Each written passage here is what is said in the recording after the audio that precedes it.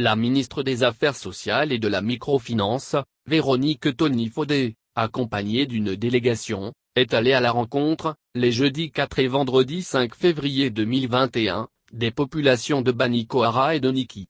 La rencontre a permis de sensibiliser les populations sur les méfaits des mutilations génitales féminines. Échanger avec les différents sur les actions à mener pour mettre un terme au phénomène des mutilations génitales féminines, MGF. C'est l'objectif visé par cette descente de la ministre des Affaires sociales et de la microfinance Véronique Tony-Faudet à Banikoara et Niki. Elle intervient en prélude à la Journée internationale de lutte contre les mutilations génitales féminines. Lors des échanges, les acteurs impliqués dans ce combat ont déploré à l'unanimité le retour des MGF, confirmant les études réalisées par le système de gestion des données relatives à la famille, la femme et l'enfant.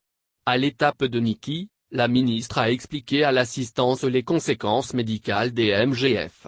Elle a réaffirmé la détermination du gouvernement à faire appliquer la loi à ceux qui continuent de s'en mêler de près ou de loin, quel qu'en soit le mode.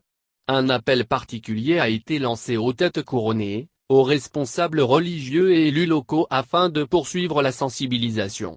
Selon le préfet du Borgou, il est intolérable de laisser faire cette pratique qui atteint les filles et des femmes dans leur intégrité physique et psychologique. Pour lui, force doit rester à la loi, sans état d'âme.